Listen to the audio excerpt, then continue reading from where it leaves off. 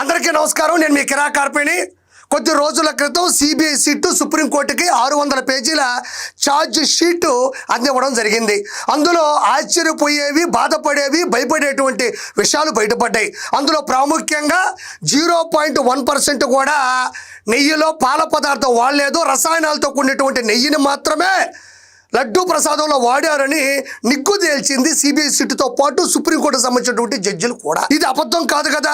CBI SIT ఇచ్చినటువంటి charge షీట్లో ఆధారాలతో కూడినటువంటి విషయం. సో నిజమే కాబట్టి జనాలకు తెలియాలి అనే ఉద్దేశంతో పెడితే మరి అంబటి రాంబాబు ఆగతాడా? రానున్న రోజుల్లో 5 సంవత్సరాలు మంత్రి పదవి కావాలి అన్న దృష్టిలో పడాలి, అన్న సృష్టిలో పడాలి, మరి నేను కూడా ఎదగాలి, ఇలాంటి మంచి సన్నివేశం, మంచి సమావేశం ఉరికెత్తుకుంటూ పోయి అక్కడగాన ఏదో ఒకటి చేసేస్తే మనం జీవితంలో స్థిరపడిపోవచ్చు అనుకున్నటువంటి అంబటి రాంబాబు ఆలోచనలో ఎంత దిగజారిపోయాడో ఇప్పుడు నేను మీకు చూపిస్తాను.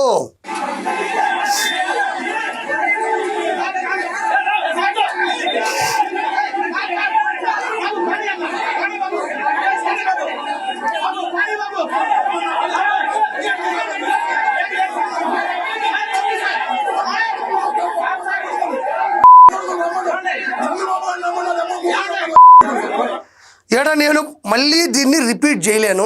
బాబు గారిని పట్టుకొని విచ్చలవిడిగా దుర్భాషలాడుతున్నటువంటి అంబటి రాంబాబు మళ్ళీ ఒకసారి వినండి.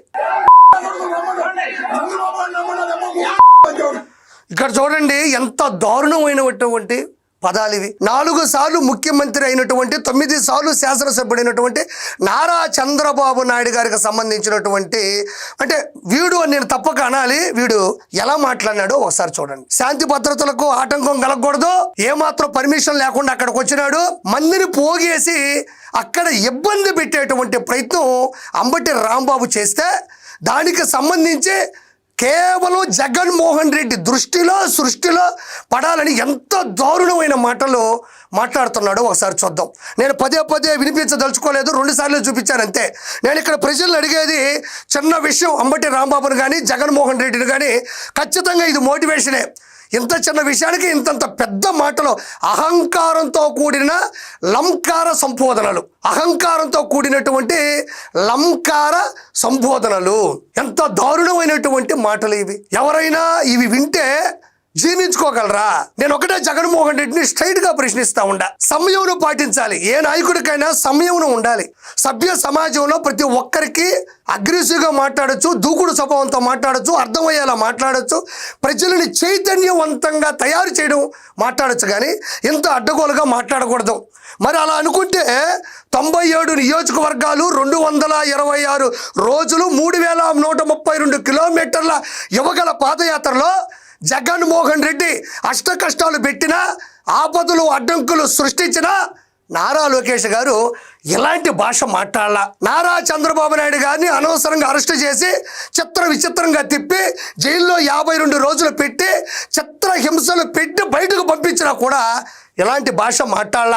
తన తల్లిని, నారా చంద్రబాబు నాయుడు గారి సతీమణిని చట్టసభ అసెంబ్లీలో అడ్డగాడిదల చేత అడ్డగోలుగా అడ్డదిడ్డమైన మాటలు మాట్లాడినిచ్చినప్పుడు కూడా వాళ్ళ కుటుంబం కానీ, వాళ్ళ కుమారుడు కానీ, వాళ్ళ సతీమణి కానీ, వాళ్ళ పరివారం కానీ, వాళ్ళ అభిమానులు కానీ ఇలాంటి భాష మాట్లాడాల.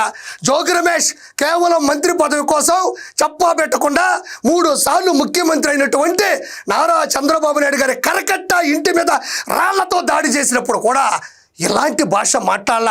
పవన్ కళ్యాణ్ గారికి సంబంధించిన కార్యకర్తలు జెండా కూలీలు నిలబడ్డ 2 చోట్ల ఓడిపోయాడు, 3 పెళ్లిళ్ళు అని నొక్కి నొక్కి విక్కరించినా కూడా ఇలాంటి భాష మాట్లాడాల.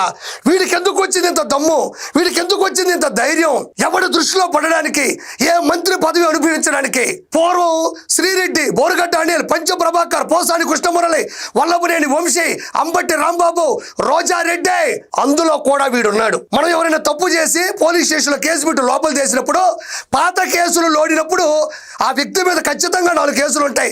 నేను చెప్పిన ఇలాంటి మనిషి ఆల్రెడీ కూడా అసెంబ్లీ సాక్షిగా భువనేశ్వర్ గారిని తిట్టిన విధానంలో ప్రధాన నిందితుడు ఈ అంబటి రాంబాబు.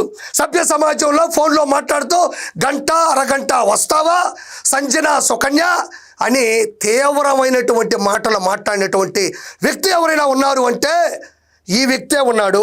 సొంత అల్లుడు బయటకు వచ్చి మా మామ ఒక డకాయిట్, మా మామ ఒక దొంగ, మా మామకు ఓట్లు వేయొద్దు, సభ్య సమాజంలో ప్రజాస్వామ్యంలో అలాంటి వాడిని గెలిపించొద్దు, అతను బయటకు వచ్చాడంటే ప్రజలకు కష్టాలు వస్తాయి అని చెప్పి తీర్మానం తీసుకున్నటువంటి వ్యక్తి ఈ ప్రజాస్వామ్య ప్రపంచ క్షేత్రంలో ఉన్నారు అంటే అది ఒక్క అంబటి రాంబాబే.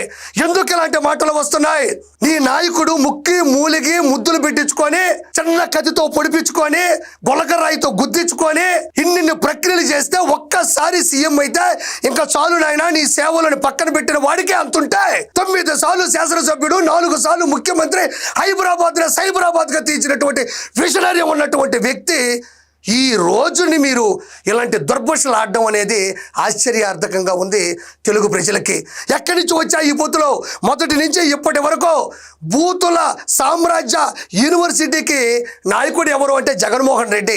వీళ్ళందరూ కూడా అక్కడ పనిచేస్తున్నటువంటి హెడ్ మాస్టర్స్ కావచ్చు, టీచర్స్ కావచ్చు, బోధకులు కావచ్చు, సంబోధకులు కావచ్చు. ఇది చూడండి ఎంత దారుణంగా.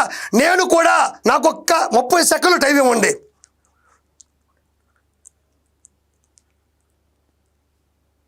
నేను తిట్టా, బండ బూతులు తిట్టా, భయంకరంగా తిట్టా, నాలో నేను తిట్టుకున్నా. ఎందుకంటే సభ్య సమాజంలో ప్రజాస్వామ్యంలో ఒక టీడీపీ కార్యకర్తగా ఉన్నా నా నాయకుడిని పట్టుకొని నువ్వు నీచాతిరీచంగా మాట్లాడినా కూడా నేను మనసులోనే అనుకున్నాను. కానీ నీకు వినబడిందా? ప్రజలకు వినబడిందా? నేను వినబడేలా మాట్లాడినావు. నాలో నేను అనుకున్నా, నువ్వు కూడా అలానే ఉండాలా. అలా ఉండేవో నువ్వు. అయితే ఈయన విధానం చూడండి. ఈయన అగ్రెసివ్, ఈయన దూకుడు స్వభావం, అన్న కోసం చేయబోతున్నటువంటి విధ్వంసం, అమాయకుడైన ఆయన మీద మొత్తం జులుం ప్రకటిస్తున్నారంట. ఒకసారి చూడండి, ఇట్లా చూడండి, ఇదిగో ప్రజలారా ఇక్కడ చూడండి.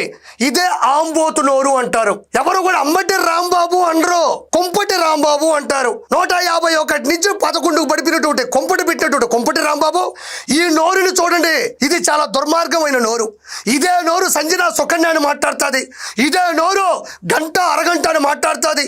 ఇదే నోరు పోలవరం ప్రాజెక్టు నాకు అర్థం కాలేదు, ఎందుకు అంటే అది అతిపెద్ద ప్రాజెక్టు, నాకు అసలు పూర్తిగా దాని మీద జ్ఞానం లేదంటది. ఈ నోరు సభ్య సమాజంలో ఆడపడుచుల్ని అసెంబ్లీలో నీచంగా మాట్లాడేటువంటి నోరిది.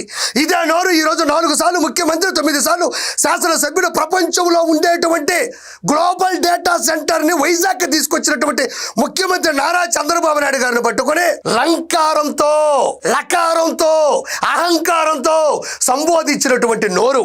కాబట్టే కదా ఈ నోటి నిండా పెట్టారు ప్రజలు. 151 నుంచి 5 తీసేసి 11 పెట్టారు. ఈ నోటి దురుసు వల్లే ఇలాంటి నోళ్లు చాలా చాలా చాలా చాలా చాలా వైఎస్ఆర్సీపీలో ఉన్నాయి. చూడండి, బాగా చూడండి. ఈ నోరే రానున్న రోజుల్లో 11 నుంచి ఒకటి తీసేసే అవకాశం కూడా ఉంది. ఇదిగో ఇక్కడ చూడండి, ఈయన తలకాయ బయట పెట్టి మరి అంటే ఉద్యమం చేస్తుంది ఎవరు, పోరాడుతున్నది ఎవరు అని జగనన్నకు తెలియాలి కదా. అక్కడ స్క్విడ్ గేమ్ ఆడుతూ ఉంటాడు. మీరు నెట్ఫ్లిక్స్లో ఉంటే స్క్విడ్ గేమ్ చూడండి. ఆయన ఒక 20 కెమెరాల సాక్షిలో చూస్తూ ఉంటాడు మనవాడు ఎంత కష్టపడుతున్నాడు, ఎన్ని మార్కులు వేయాలని. వాటిలో ఈయన అని తెలియాలి కదా. ఈయన డైలాగులు రాసుకున్నాడు కదా బూతులు తిట్టాలని. కాబట్టి తలకాయ బయట పెట్టాడు. నేనే గనక కార్యకర్త కిరాకార్పి గనక అక్కడే ఉండుంటే ఈ జుట్టు పట్టుకుని బయటికి లాగి ఆ తలకాయని అరచేతిలో పెట్టుకుని బాలయ్య బాబు అఖండ సినిమాలో మాదిరి పరదృష్టి, నరదృష్టి, సమస్త దృష్టి నసి అని పడేస్తే కల్తీని ఈ ఫ్లెక్సీకి దట్టుకొని కింద పడేవాడివి కొడకా. గుర్తుపెట్టుకో, ఖచ్చితంగా నీ మీద చర్యలు తీసుకుంటారు. నీలాంటి సభ్య సమాజంలో తలదించుకునే విధంగా మాట్లాడే నీలాంటి వాళ్ళకి కఠిన శిక్షలు పడతాయి. రానుల్లో జగన్మోహన్ రెడ్డి అసెంబ్లీకి కాదు కదా, ఆంధ్రాలో కూడా అడుగు పెట్టలేడు. 32 అక్రమాస్తుల కేసులో సిబిఐ కోర్టులో ఉండేటువంటి జగన్మోహన్ రెడ్డికి అంతుంటే సిబిఐ కోర్టులో ఉండేటువంటి తెలుగుదేశం పార్టీ కార్యకర్తలకు ఎంత ఉండాలి? పశువులకు మీకే అంతుంటే పసుపు సైన్యానికి మాకెంత ఉండాలి? చూస్తారుగా రానున్న రోజుల్లో మీ బతుకు, మీ భవిష్యత్తు జీరో. కాబట్టి ప్రజలారా, నేను ఇలాంటి భాష మాట్లాడాలంటే మాకు చిన్నప్పటి నుంచి గ్రామం నుంచి వచ్చినవి మాకు బూతులొచ్చు, కానీ మా నాయకుడు అలా మమ్మల్ని ముందుకు తీసుకెళ్ళాడు. కాబట్టి ఖచ్చితంగా మీరే ఈ వీడియోను చూసి నిర్ణయాన్ని కామెంట్ రూపంలో పెట్టవలసిందిగా మనస్ఫూర్తిగా కోరుకుంటున్నాను.